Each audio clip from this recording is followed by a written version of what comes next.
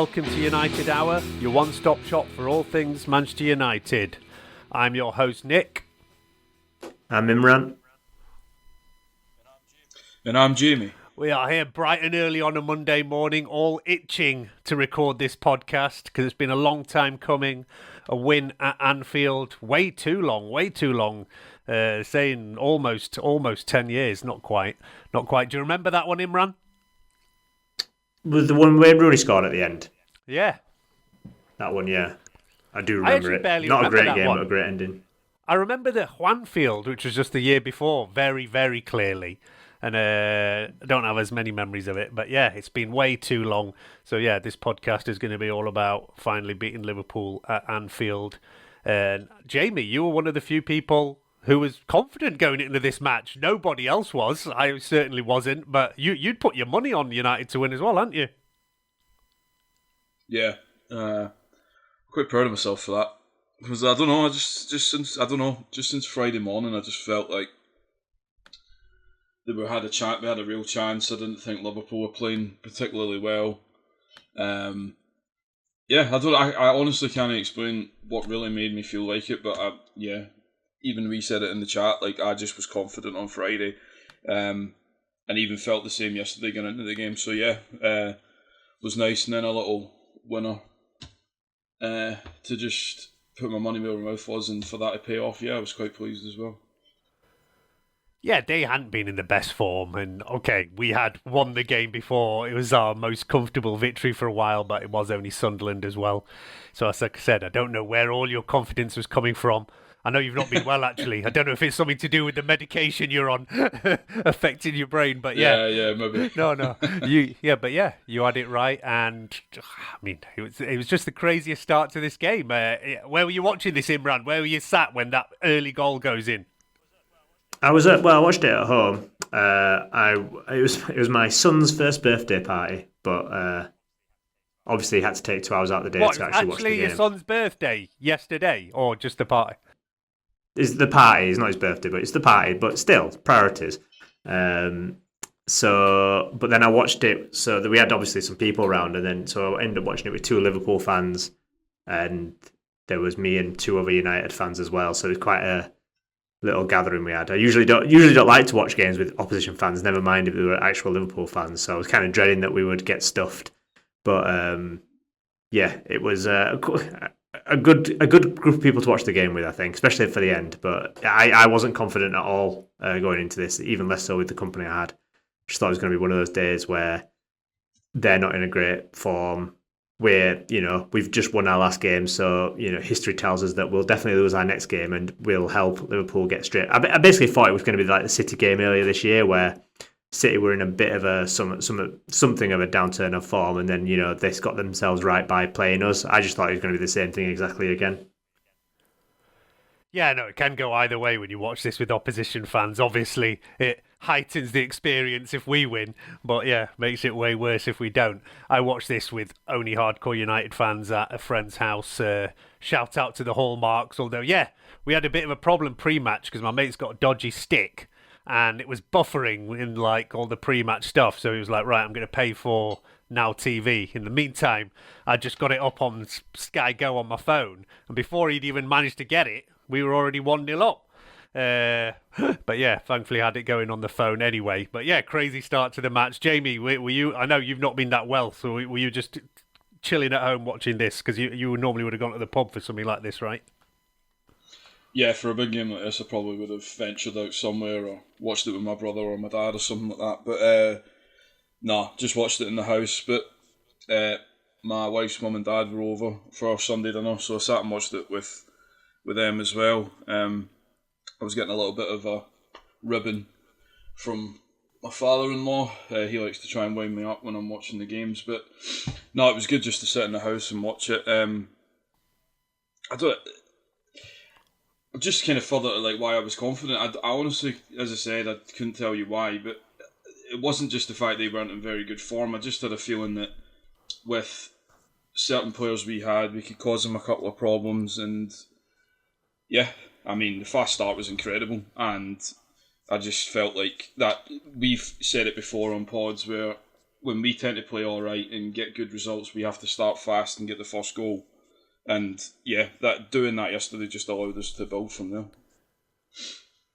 And yeah, to be fair, we have often started pretty well, but not managed to get that goal, and then ended up conceding. We had that crazy record of first shot on target for 9 out of 10 games was going in the back of our net.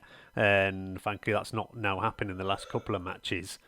As I said, we'd kind of settled down, and I the first goal, I'm just still watching it on my mobile phone. But then, yeah, we managed to get the proper official TV going. The Hallmark crew shelled out for it. And we kind of rewind and watch the whole match and then catch up again live at half-time. So that's why you didn't hear anything from me on the Discord until way later. But yeah, I know you said, Jamie, and a few others said when the lineups came out, you didn't feel as confident as you were going into the match. You'd already had your money on. And the big kind of calls, I guess, was Cunha starting over Sesko, Maguire over Yoro. Those were the big kind of two, really. And I know you said in our kind of group chat that not as happy about that as I was. Yeah, it wasn't even the fact that it was Cunha starting up front necessarily. It was just, I thought, Sesko's had 2 in his last 2, and while that's obviously it's a good return and it's just 2 goals, I also feel like he's very comfortable with the ball at his feet, and I've seen in the last couple of games, if the ball's been played into him, even around about the halfway line, the ball sticks to him, and he's very good at just being able to keep the ball and drag a player away and play somebody else in. And I just thought for that and a little bit of presence up front as well, because I know from one of my pals who supports Liverpool, Konate's not had a very good season, and he did play well yesterday actually, but he's not had a very good season, so I just thought playing somebody like that up front might help. And the other thing, it's not really a slight on Cunha either. I know Cunha's played a lot of football for Brazil in the last international break, and they've actually been over in the Far East as well. And I've heard, I think it was Andy Mitten saying the jet lag going over at the Far East, then coming back and then trying to play very quickly after that can be quite brutal. So I was just worried that if you were going to play Cunha up front, were you going to have as much energy as you were hoping to have? And as I said, I was worried that dropping Sesko might not prove to be the right call. The only other call I was worried about was Yoro not playing. I just thought with the fact that we were going up against Liverpool, we maybe would have needed rather that extra bit of pace at the back. But every other call I actually thought was fair enough. The only other one was Casemiro, just for the same reason as Cunha, because he played so much for Brazil in that international break. It was just a bit of a worry that how was his energy levels going to be, but yeah, the manager's been proved right ultimately. Yeah, there was a bit about Casemiro as well, who's now firmly back in the Brazil team, playing every game. We had that international break before, where Casemiro and Ugarte had both been away, and this time I think Ugarte wasn't picked. Uruguay have already qualified and were giving a chance to some lesser-known players. So I think quite a few people thought he might give another start to Ugarte, but thankfully didn't. I think Casemiro's really come back in and is a massively important player for us now. Imran, you said you weren't that confident anyway, so I don't know how you felt about the starting lineup. I saw a lot around WhatsApp groups, Twitter, whatever. A lot of United fans were not that happy about this starting lineup at all, especially the Sesko calls, Maguire. They were worried about slow and Liverpool hitting us hard. I mean, I said it on the last pod. I was convinced that Sesko wouldn't start this game. I think I said it to you, Jamie, didn't I? Yeah, that's right. Yeah. It just felt like a game that he would want Cunha as a false number 10, just for the bit of extra work rate going backwards and kind of drifting all over the place kind of sort of thing, and creating bits of magic from nothing, which you kind of expect from Cunha. Plus, he scored a belter last year at Anfield for Wolves. So I kind of knew that one was coming anyway. The Yoro one, I was also a bit like, well, I'm not sure about this. Probably need Yoro's pace, but actually, it turns out that picking Maguire was the right call. So fair play to Amarim for that. The lineup, if Ugarte had started, that would have been the worst for me. I think the drop off from Ugarte to Casemiro is just ridiculous, and I don't care if Casemiro's travelled around the world 50 times in the space of 2 days. He'd still be a better option than Ugarte for me. So as he was starting, I think The lineup didn't exactly make me less confident or anything. I was already pretty unconfident going into Anfield because I'm an unconfident person, and that's just how it is. But yeah, I think I can see why Amorim definitely started Cunha. And now I can see why he started Maguire but it's hard to say because obviously I don't even think. I mean, Slot said we played a low block, and I don't think we did until the second half, really. So I think Amorim said that the Maguire pick was just for his experience. So yeah, it's a weird one, that one, but it worked out in the end. Yeah, I thought those Slot comments were a bit weird as well because once you go, they were really weird. You're going to change. You're not going to play the same way. We didn't play a low block in the first half anyway, though. We pretty much went toe to toe with them in the first half. The fact that, I mean, they literally got in behind our defence three times. I mean, you don't do that if you're playing a low block. So how do we play a low block? And yet Gakpo kind of went through, hit the post. Isaac went through 1-on-1. And there was another time, right, pretty much in the first 5 minutes, where Gakpo had a load of space on the left-hand side and was running in, and Delay had to cover across. So that sort of stuff doesn't happen if you're playing a low block. We went toe-to-toe with them in the first half. We had pretty much the same number of shots on target and off target. So it's just bizarre comment. Yeah, second half we obviously dropped off, especially when Casemiro went off and it looked a bit disjointed at that point. But first half, we definitely went toe-to-toe with him, I thought. Even his other comment wasn't that. I didn't think made a lot of sense either, though, because he just basically said, as well as the low block, we just played a load of long balls. And I don't even think that's technically correct, because what he was implying was basically the ball was going back to the goalie and the goalie was just smashing it up the pitch, just anywhere and everywhere. Whereas if you watch that first half, the amount of chances they make, and it's long passes, it's like actual methodical passes into space for players to run onto and then create chances from. It wasn't just aimless balls just punted up the park that then make Liverpool struggle because they're having to deal with the first ball, second ball, whatever it is. Every single attack was constructed as in pinged wide and then a ball in behind one of their fullbacks or the gap between the centre half and the fullback, or it was a long pass in between the two lines. It wasn't just long balls. So, I don't know, all his comments after the game I just thought were pretty weird. It just smacked of a kind of sore loser mentality for me, really. Oh, yeah, definitely. And now, yeah, let's not forget they're on a 4-game losing run. As bad as we've been, the history books show that we've not lost 4 games in a row since 1961, which is pretty crazy because, yeah, we've been pretty awful for quite a long time. But, yeah, talking about the long ball thing, I also don't agree. I mean, it is the Amorim system. He wants to get in long diagonals, balls in behind, in wide areas.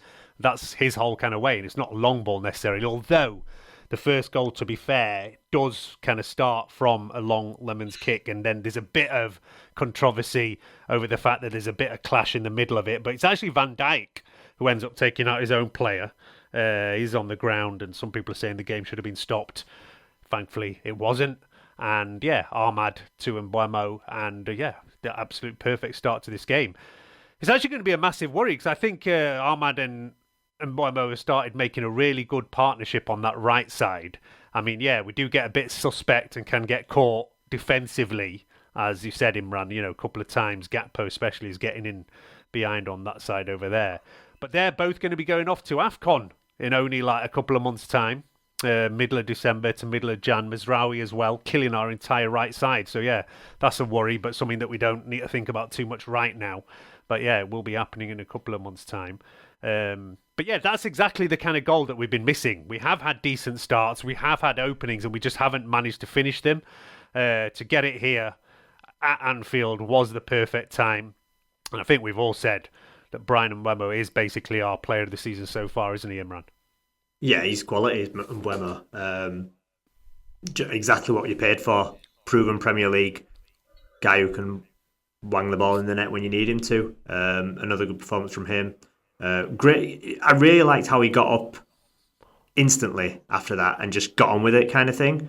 Whereas obviously McAllister was down because Van Dijk was. I don't know what Van Dijk was doing, even going for that ball when McAllister's there challenging Mbeumo, but Van Dijk had a shocker anyway. But yeah, he got up straight away, get on with it, get into the box, get a goal. Perfect start for us. And like you said, we had these good starts away before. I'm thinking of the Fulham game, and we've just not actually put the chance away. So to actually go 1-up in this game was, great. On the match of the day last night, I don't know if you watched it, they said there was only like 9 seconds between McAllister going down and the ball going in the net. So really, you can't really fault the ref at all for not blowing up. You can barely tell what's going on. In usual head injury bits, it usually takes 5, 6, 7, 8 seconds for the ref to blow up anyway. So there's no area for controversy there, I don't think. Plus, it was his own man. So yeah, just a perfectly good goal. Exactly. No, I mean, it actually makes it even better, when we get some crying Scousers moaning about things. It makes it even sweeter. And then there was a lot of chances, like we said in this first half. We already mentioned them. Gakpo hits the post. Bruno should have scored for us, right? Another good move down the outside. Perfect ball from Ahmad. And at first I thought it was a bit of a shocking miss, but then you realise he does actually hit the outside of the post. But yeah, Scousers had chances as well. Gakpo especially in this match hits the post twice late on, misses a header. There was a lot of openings in this match, and I don't know whether you think, Jamie, did we ride our luck a bit, or do you think we deserved the win? I think we deserved it for a couple of different reasons. I thought first half, half time actually, I felt like I just hope we don't end up ruining some of these misses, because same as Imran, I watched Match of the Day back last night as well, and I didn't think they outplayed us at all in the first half. Gakpo hits the post, yeah. Isak has a chance that Lawmans saves really well, but we made some cracking chances first half. I mean, there's the Bruno should score. I know he clips outside of the post, but really, somebody for Bruno's ability should be scoring that, really.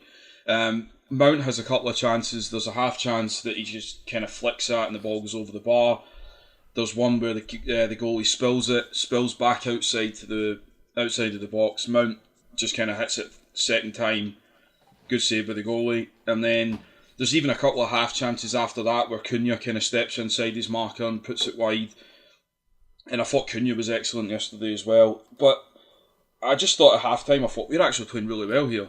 And we're making really good chances. I just hope we don't rue any of these chances. The second half, as Imran says, yeah, we absolutely had to play with a bit of a lower block and we had to dig in. But as Keane kind of said after the game, like, these games, whether it's derbies against Liverpool or City or big games against Arsenal, sometimes it just comes down to just digging in. And okay, you need to ride your luck a little bit in the sense of they hit the post 3 times. Like, one of them's from a cross, the other two is 2 good efforts by Gakpo and he hits the post.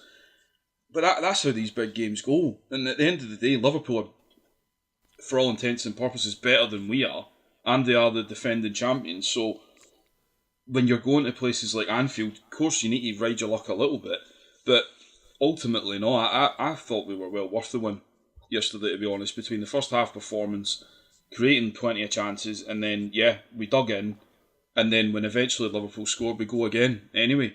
And that was what impressed me the most. I was worried that after their goal, are we going to see the usual thing here of we crumble and we take 5-10 minutes to sort ourselves out and re-solidify. But that wasn't the case at all, I felt as soon as they scored, we got organised straight away and we went back on the front foot, which was great.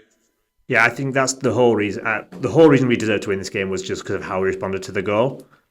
I think we can all say their goal was coming. After Casemiro went off for me, I think it all got a bit disjointed and it just wasn't very good. I think Bruno had a 20-minute spell where he was absolutely terrible. And we just kept on giving the ball away. We weren't defending very competently. And you could kind of tell their goal was coming. But after they scored, the way we responded basically made us deserve to win that game. Because, like Jamie said, we could have folded 100%, or they could have easily gone. There's a world where they go and score, the winner in the 99th minute of a 3-minute injury time period, and that's how it goes. But yeah, the way we responded was excellent. I think that's a good time for a quick break there before we come back. And yeah, still we want to keep talking about this match because it's one to remember. Back for part 2 of the podcast. We are just talking about whether we've been a bit lucky to win this game, whether we deserved it. I think either way, I think we were due some luck. There's been a few games, we think about Arsenal earlier in the season where maybe we deserve something a bit more out of it based on the performance. I've seen some XG numbers for this match that suggest we were lucky, but actually I always use understat.com for my XG, and that has us very close. It has Liverpool at 2.61, has us at 2.53.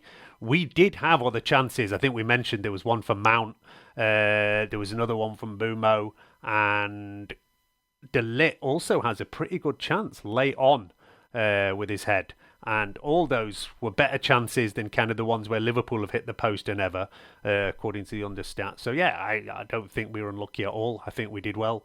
And I think even though some statistics on possession and things like that are obviously in Liverpool's favour, that is all totally skewed by the fact that we went 1-0 up very early, and it changes that game completely.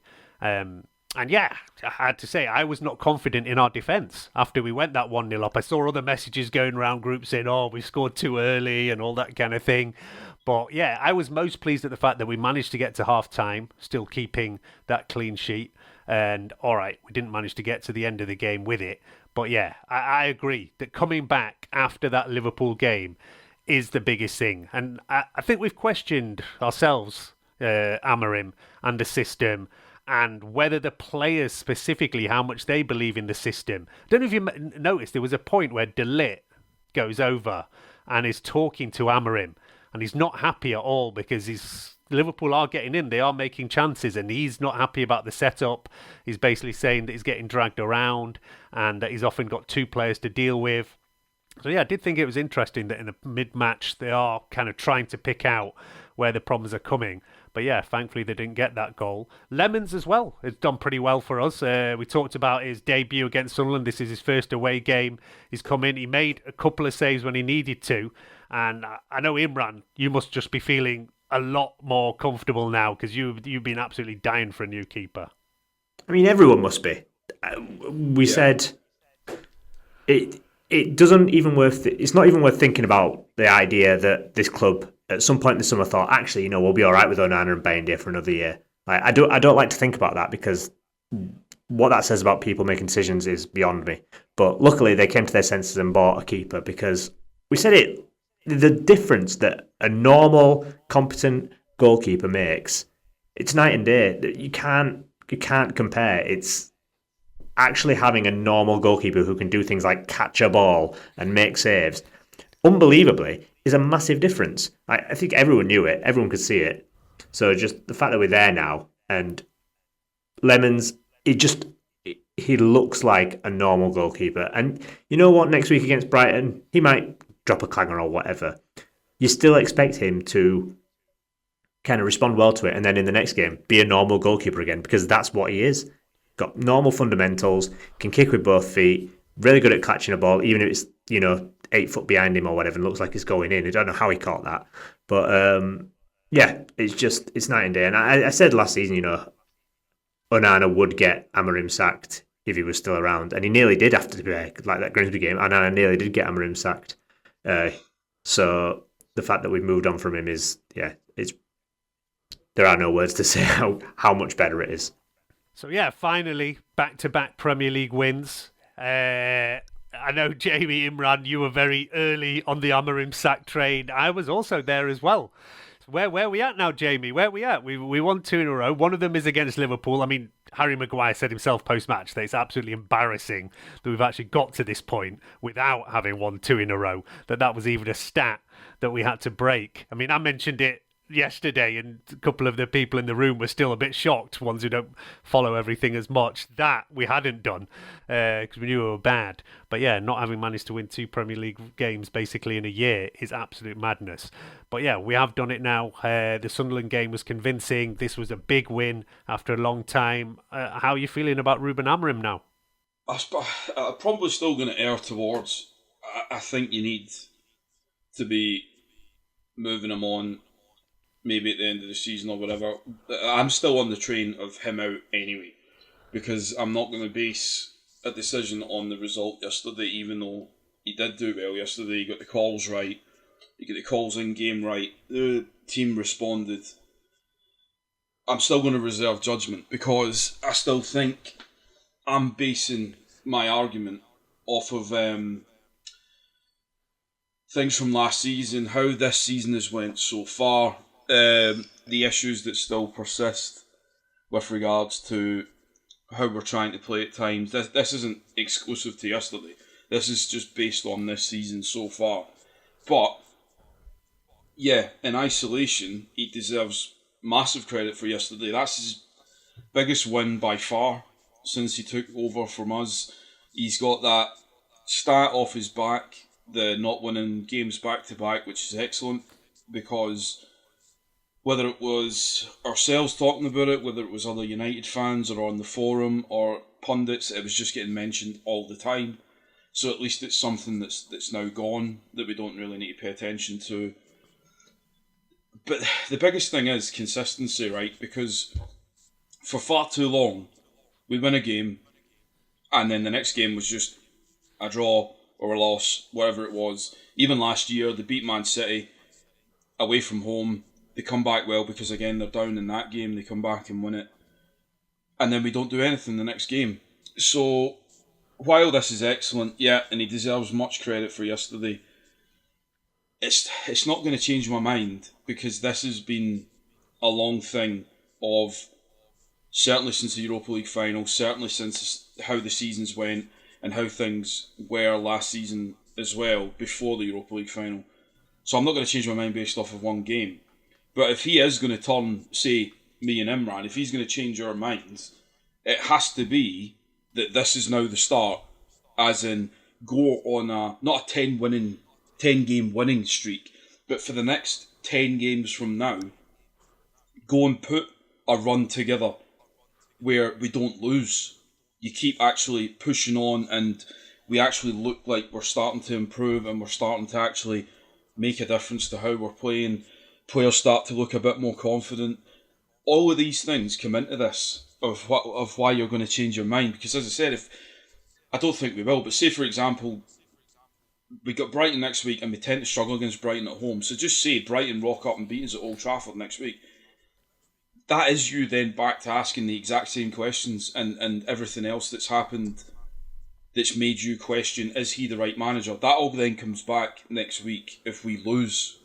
So, while yesterday was brilliant, it's always nice being able to beat Liverpool. It's better that it's the first time since January 16 that we've actually beat them at Anfield. That's all excellent, and there's things that have went in his favour, and there's questions that can now stop being asked of him, in the sense of, is he going to win 2 games back in a row? I still am going to base my decision off of the manager over longer than just one game. Yeah, and you have to do that. You have to do that. And I still have questions. I'd always said my biggest issue was that Imran hadn't given me anything to say that he is the long-term guy. A win at Liverpool at Anfield is still only one match, only one win, but it's been almost 10 years since we last did it, so it is significant. He got some of the calls right, as I said, and he got a lot of flack pre-match. It was interesting. He came out and he said, why didn't I go for Sesko? He said Van Dijk and Konate are very good in the air. I did not want to be getting into a head battle, and I wanted to go a different way. And yeah, I think Cunha, although he's still not scored, still not assisted for us, did do pretty well in that more, I'd call it false nine rather than proper striker role. Just linking up, trying to keep hold of the ball, and yeah, push on forward over there. But yeah, it does at least give us something. But now, all right, we've got Brighton at home on the weekend. Forest away. It's looking like it's going to be Sean Dyche in charge by the time that game rolls around. And then it's Tottenham away, who are having a little bit of a wobble after a good start to the season. And then we're back into international break again. We all seem to be talking about this, saying, right, the manager's got these few matches and then we're international break. Last time, remember, we lost to City and then it was Chelsea, Brentford, Sunderland. We won 2 of them, lost 1 of them. So this time we start well against Liverpool. Imran, those 3 matches to next international break, where do you think we're at after that? Who knows? Who knows? I mean, why can't we just play Forest, when they're in their big slump at the moment? It just feels like a bit of unfair fixturing. Because probably in 2 weeks' time or whenever we play them, they'll have a new manager and be firing or something like that, just knowing our luck. But I don't know. I don't think we've got to take it one game at a time, don't we, really? We've got to see what happens at Brighton, a game we historically lose. We always lose against Brighton, just how it goes. So basically, as Jamie said, it's all well and good beating Liverpool away, and it is really good, don't get me wrong. But I'm more interested now in seeing what we do against Brighton, how we've had these big results before. We've been to City away and won there. We've beaten, we've got good results against a good team. We beat Chelsea at home this season, but it's the game afterwards that we always kind of, things go a bit pear-shaped again. So if we win against Brighton, that's going to be a bigger sign to me than actually beating Liverpool that this team are going somewhere. So we'll see what happens at that game. So look, let's talk about this winner. After we say, look, they do come back into the game. Gakpo finally gets his goal. He could have had like 3 or 4 in this game as well, actually, didn't Really sloppy goal to concede that one as well. I think we had a couple of chances to get a foot in or get it clear, and yeah, it was coming though. We weren't defending as well as we had been before that. I don't think Ugarte brought anything to the table really when he came on. The defence is still the biggest problem. That is still the biggest issue of this Amrin team. The 3 kind of at the back is not always working. I think we mentioned it early from this game. You could see Liverpool getting in down our right side. They had several chances from there and were probably unlucky not to get at least another goal based on the amount of chances they had. As I said, they've hit the woodwork a couple of times. So yeah, that is still where the biggest issue runs for me. As I said, even De Ligt seemed to be unhappy about how things were set up, how things were going. There was a couple of other times as well. Isaac gets through between Maguire, between Shaw, and it's the kind of thing we've seen before, where when you have the 3, they seem unsure about who should be going with the player. It's still constantly a problem for us, and it's been a problem for conceding goals time and time again. That is the bit that he needs to fix. I've said before that I think our middle third play is vastly improved. We are getting better in the last third as well, at least starting to finish some of these chances. We're still second in the XG table. Crystal Palace are the only ones ahead of us, and we're still massively underperforming on it. So you feel like there's still more goals to come in our team. Chances are being created. And these are the things on why, I guess, Ineos and all are probably sticking with the coach. Since we last recorded, we've heard Jim Ratcliffe come out. He's made some comments saying he thinks he's happy to give the manager time. He's talked about 3 years. I think that doesn't mean anything if you end up on a losing run and end up in the relegation zone. I'm pretty sure he's not going to sit happily for 3 years. There's also a lot of talk now about takeover and interest in the background. It doesn't seem like just rumour either. I think the Glazers are looking at options. We know a lot of money is going to be needed for the stadium. But yeah, I can say I'm not convinced by Amrim at all, but I'm also always one who wants to give the manager every opportunity to turn things around. So I don't mind that Ineos are saying we are not going to panic. We're still early in the season.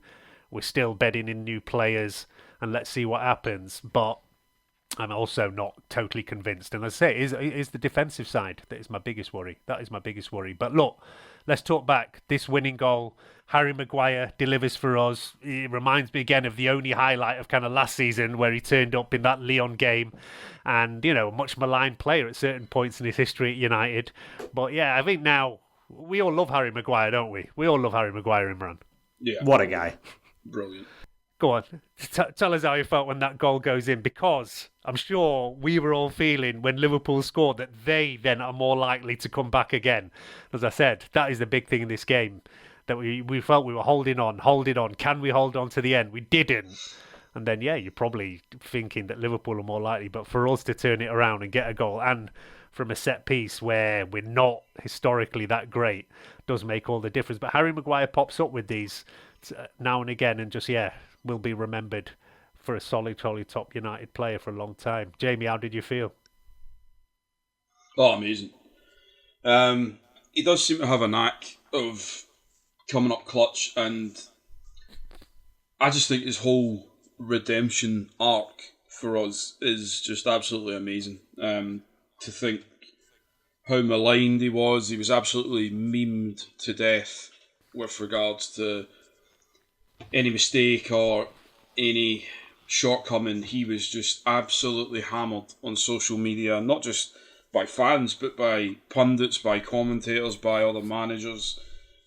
For him to come back the way he has, not just like for yesterday, I just mean in general, for him to come back from how much abuse he took in terms of just utter over the top stick and things like that, to come back and be solid, to have the captaincy taken off him as well and respond to that and still be as important a player as he is. Yeah, I think he deserved a moment like that yesterday, like to win that. And even if you just actually analyse the goal, Bruno was pretty brutal yesterday, to be honest, whether it was the missed chance in the first half or, as Imran said, there was a 20-minute spell or so yesterday in the second half. He was rotten. The decision-making, passing, technical expertise, everything was just off.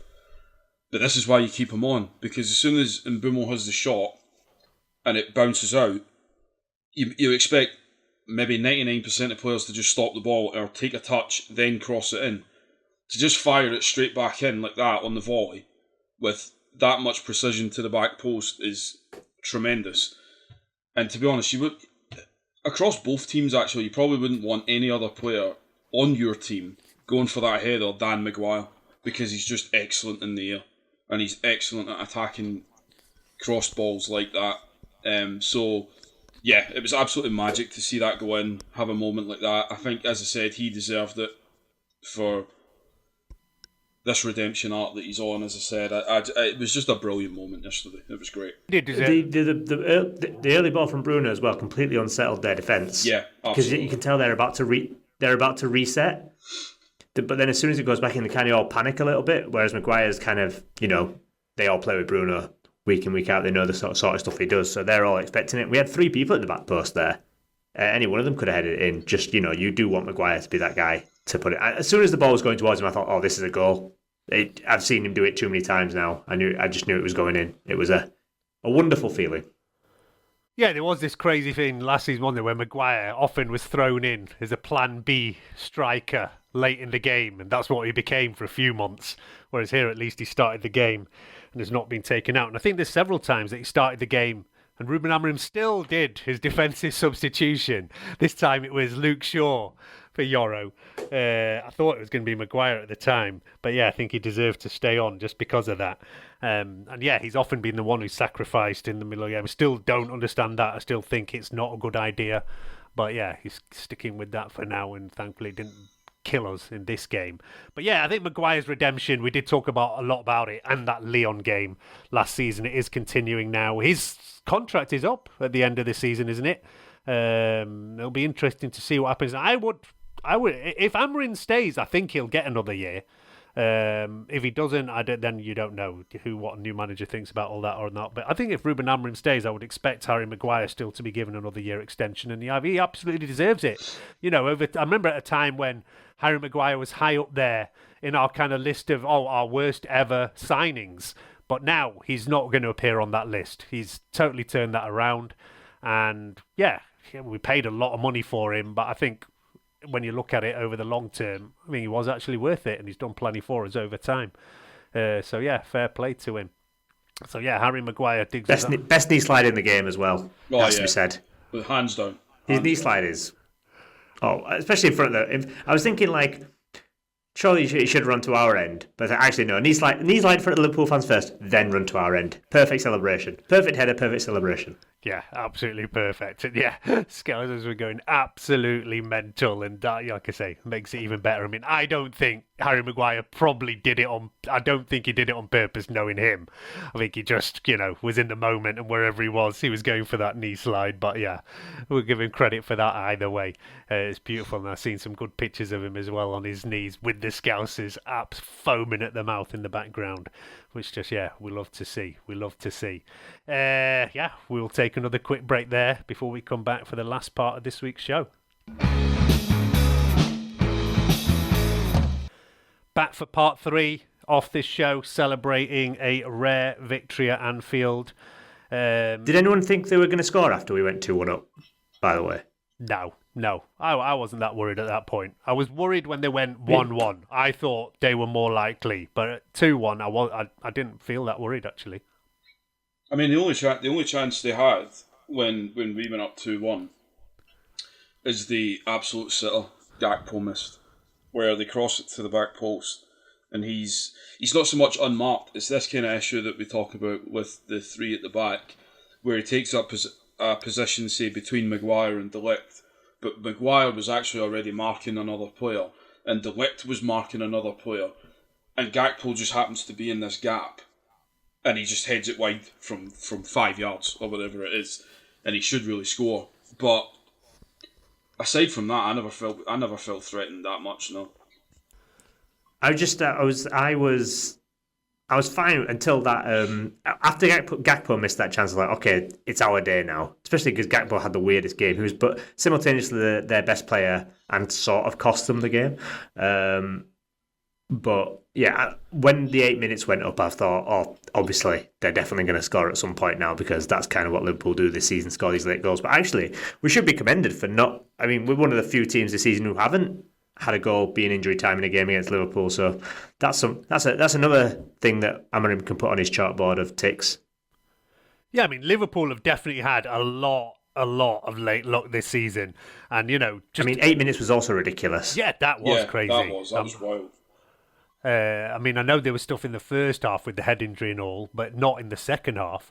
So yeah, I don't know where on earth they got 8 minutes from, and I don't know. Yeah, we quick to talk about Liverpool. Like, this is the good time to talk about them. They're on a 4-game losing run. They are the current champions, and Slot did well in his first season. He's having that second season syndrome now. They spent a crazy amount of money in the summer. Isaac, Ekatike, Wirtz, who's been the worst signing by far off the summer, and suddenly they're struggling. And of course, it's absolutely brilliant to see. Let's revel in this. But I don't know, Imran, what do you put that down to? How can it be that you're like champions rolling well? And people were handing them the title a few weeks ago. I'm pretty sure Paddy Power or somebody like that, they always do these marketing things, were saying, oh, we're paying out on Liverpool. And then, yeah, suddenly in a month's thing, everything is turned around. We're like, what, 2 or 3 points behind them now? Yeah, I mean, you put it. The people were saying, that their run was completely unsustainable because it was fully reliant on scoring winners in the last minute of 10 minutes of injury time, which I don't think anyone can mount a serious title charge on that sort of, luck. And it's not luck. It's not luck, but you know what I mean.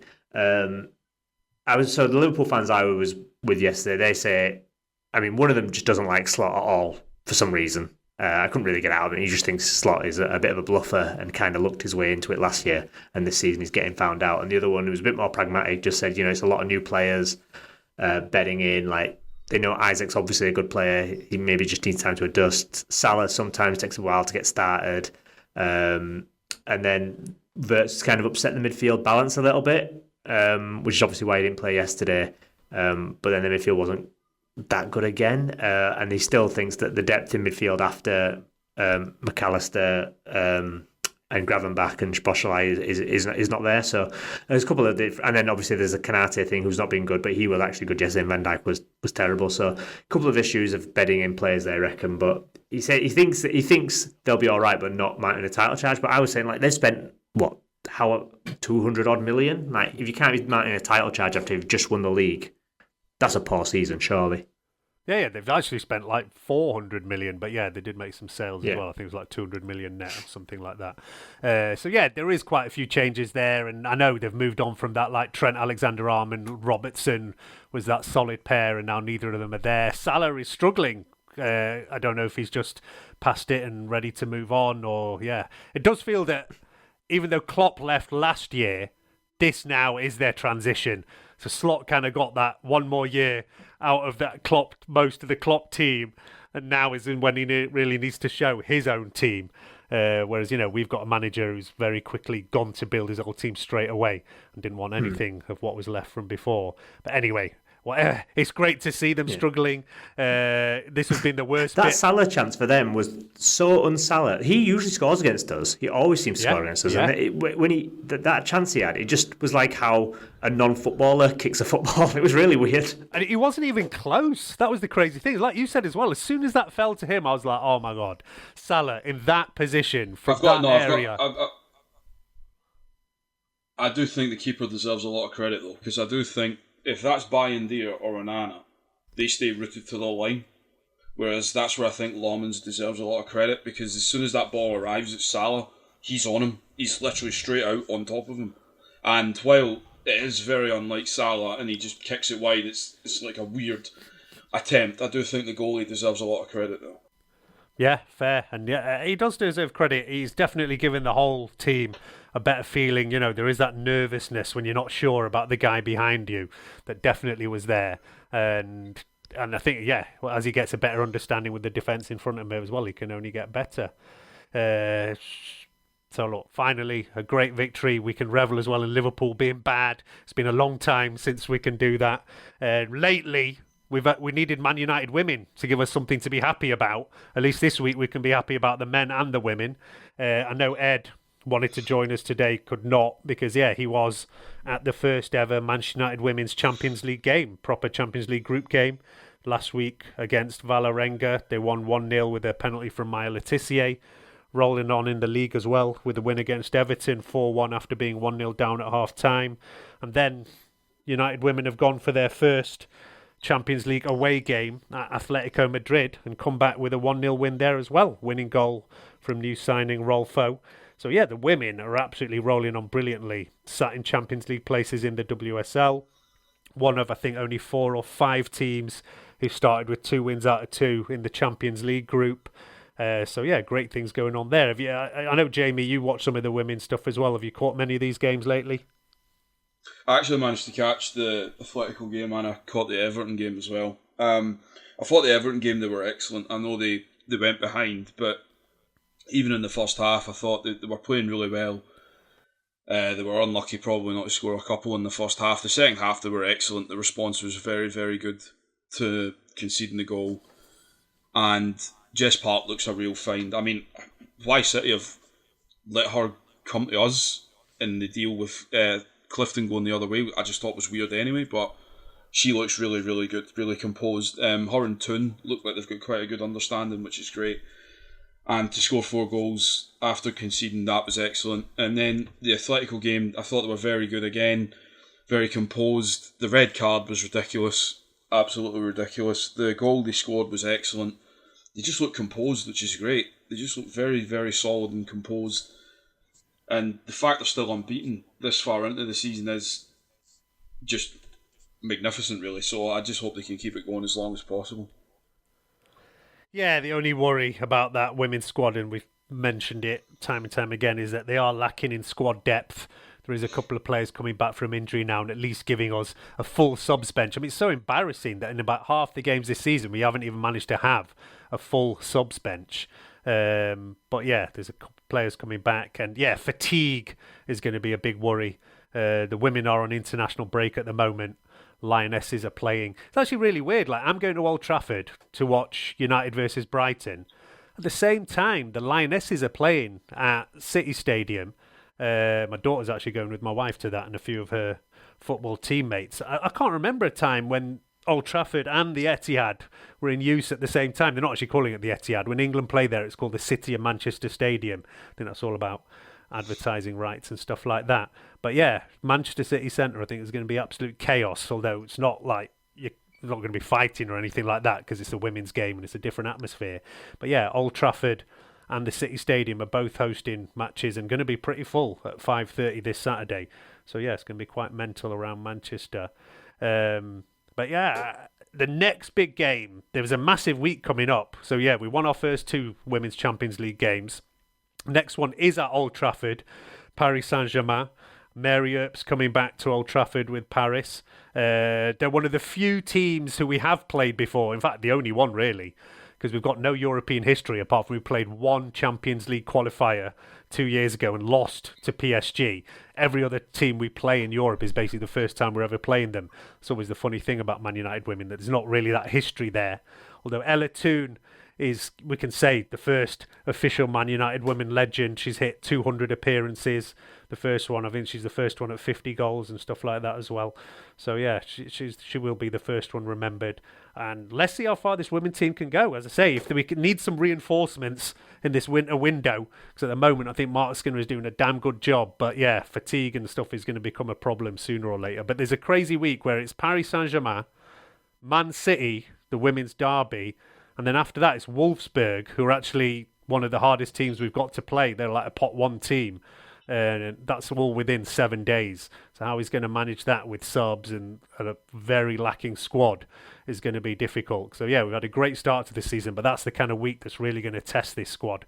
So yeah, as I say, we're on international break at the moment. There's a couple of WSL games before we get into that crazy week. But yeah, we will focus on the women's team a bit more around that time. So yeah, great things going on at the moment on both teams. But yeah, let's quickly talk about the Brighton game coming on the weekend. We don't have a good record against them. Danny Welbeck is just coming back into a bit of scoring form. They've done Newcastle on the weekend. I mean, Liverpool, I ask you, Imran, how are you feeling about this game? But every week, whatever happens, you're never feeling confident, are you? You know, if it was a different team at home, pretty much any of the other 19 teams, I would be feeling quite confident. But it's Brighton, and we always struggle at Brighton. I can't remember the last time I even saw us beat Brighton at home. And someone would want to dig. When was the last time we beat Brighton at home, anyone? I probably should have looked that up, but I haven't done. So it was a while ago. I feel like we definitely lost the last few. And it's just, I don't know, there's just something about that game that we always seem to struggle with. I can tell you now, we haven't beat Brighton at home, God, since 2021. No, 2022. We won 2-0 at home in a game that I can't remember. But 2022 was the last time we won it. I think did Ronaldo score that? Oh, it's good knowledge if he did.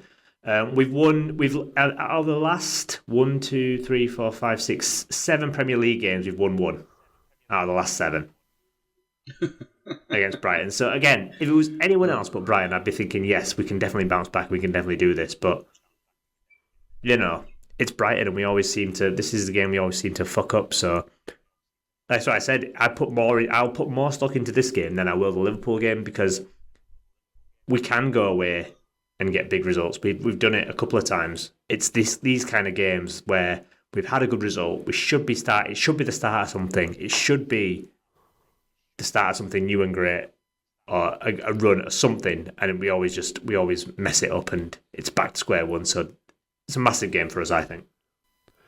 It definitely is. I mean, Jamie, you were confident about this Liverpool one. You're still feeling confident? We're going to go on a roll? I actually think we'll win. No, I think we'll win on Saturday. I do think the one thing that might give us yesterday is just a little bit more confidence through the team, in the sense of, as we've all said, the most impressive part of the game yesterday wasn't just the win itself. It was the fact that Liverpool score late on, but then the response from us is excellent, really, after that. So I do think we will win at the weekend. I'm not as confident when I say that right now, but I do think that'll just give us a little bit more steel. And as much as we struggle against Brighton, and I know they just beat Newcastle yesterday as well, when I have caught them in match of the day, they seem pretty up and down as well. They don't seem as solid as they maybe have been in previous seasons, so I do think there's a chance to get at them. So yeah, I think we'll win. I just want to give a shout out again to Cunha. I thought Cunha was tremendous yesterday. Even that last 10-15 minutes, the amount of times he's winning the ball and dragging us up the pitch. And for all the faults we still find with the defence and the worries we have, I do think that front line is starting to tick now. I think Mbeumo's definitely our player of the season, no doubt about that. But Cunha's just somebody that can help drag us up the pitch a little bit more. He's got that kind of nous and arrogance about him as well. I think having him there helps a lot. If they bring Sesko back in as well, I do think the one thing I'm absolutely more confident about this season is we do look so much more of a threat and we can cause teams problems. So yeah, I'll go out on a limb and say, yeah, I think we'll win on Saturday as well. Yeah, and we shouldn't even be really feeling like we're going out on a limb against Brighton. They are a good team. We are the home team. We've got a better home record, as I said. That and I don't know if I mentioned it, but that was the first time we'd won away in the Premier League since March, which is absolutely mad as well. So, like, Imran had actually had a semi-decent home record compared to his away record. As you mentioned, Brighton are a real bogey team for us. We lost 3 times in a row to them at home. And Jamie, you were right. That last win, 2022, Ronaldo scored a earlier goal. Well, it was like 50th minute, and then Bruno scored a very late one to make it 2-0. And that's the last time we beat them. We're going back to February 2022, and the next 3 seasons we've lost to them 3-1 twice and 2-1. So yeah, we are due a home result against Brighton. I remember as well getting to Brighton away. I think it was maybe like the last game of the season 2 or 3 years ago, and we lost to them on like a last-minute penalty. It's the only time I've done Brighton away, so I have bad memories of that stadium as well. So definitely, yeah, one of our bogey teams of recent times. Time to turn that around. I think, yeah, as I say, look, we've won 2 in a row now. It's not necessarily about having a crazy winning run. We just need to avoid those ridiculous defeats. If we can start shoring up the defence a bit, start pulling out at least like draws that were previously defeats, and then rolling on with some more wins, then yeah, maybe we can get some momentum in this team. It is earlyish in the season. We're now in the top half of the table, although we've still got a minus goal difference, with something that's haunted us for like a couple of years. I don't know if we can get back to a positive goal difference. We'll make a we'll make a change for everything. But yeah, it sounds like the board are sticking with Amorim. As I mentioned, there is all this kind of takeover investment rumours doing the rounds at the moment. For sure, the Glazers are looking at selling something if they can.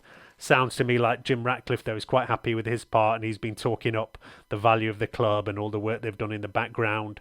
I do think that at this point we can start giving a little bit of credit to Ineos for players who have come in and sticking with the manager. Would you agree with that, Imran? Because I know we've all been quite scathing off them in general, but I think generally most of the signings we should be pretty happy with, no? I think, well, apart from this summer signings, yes. I think we were happy with all of them. It was just more that the midfield was a bit overlooked. And then the goalkeeper fiasco. We should have had a new goalkeeper from the start of the season, and you could argue that that's cost us a place in the League Cup and the first game, the 3 points against Arsenal, not having that goalkeeper issue sorted. So that should have been sorted. But the actual players they brought in, yeah, I don't think anyone complained with any of them. They've been excellent so far. So yeah, they are getting some stuff right. It's just it never seems fully joined up. Yeah, exactly. And yeah, we'll see what happens with all this rumours about takeover, investment, whatever. I think the Glazers are out there probably looking to cash in somewhere, and we need a load of money for the stadium. Imran, I don't know if you filled out this stadium survey that's doing the rounds at the moment. I just filled mine out. There's a lot of crazy talk about seat licenses. There's a lot of questions about how much you'd be willing to pay. A lot of loaded questions where they kind of ask you in the survey, oh, which of these would you be happy with? And like the cheapest price they're offering is like £1,000, as if like you pick that one and say, yeah, well, I'm okay with that because the other options you're giving me are £2,000 and £3,000. But yeah, these surveys are all loaded in, but we know we're probably going to get shafted when a new stadium comes out. Let's hope in the meantime they don't kill us too much at Old Trafford. And yeah, as I say, the women are going to get a roll out there for the Champions League game soon as well. So yeah, if you're missing a European night at Old Trafford, Man United women versus PSG is coming round next month. So yeah, go and get your ticket for that. But yeah, we'll keep updated with anything going on around the rumours of investment and things like that. There's nothing concrete so far. And we'll be back after the Brighton game, I guess. Imran, give me an actual prediction. Win, lose, draw, Brighton. Let's say, you know what, I predicted Liverpool to beat us and they won. So let's predict a Brighton win. Let's say Brighton 2-0 and then hopefully the opposite happens. All right. So Jamie, you're on a win. And Yeah. I think we can get. I think we're going to get the third win in a row. Like, it's taken us way too long to get 2 wins in a row, and I think, yeah, we have midweek off every time now. I think, yeah, we should be going for a third win here and then see what happens with Nottingham Forest away. We are overdue putting together some kind of run, and we're due some goals, and the team are generally playing decent-ish. Ish, as I say, the defence is still my big worry, biggest worry. If we can get something going on there, then I think Amrin can get something happening. So I think that is it from us for this week. We will be back after that Brighton game with an update, and we'll see how we're feeling. Bye for now. Cheers. Cheers, troops.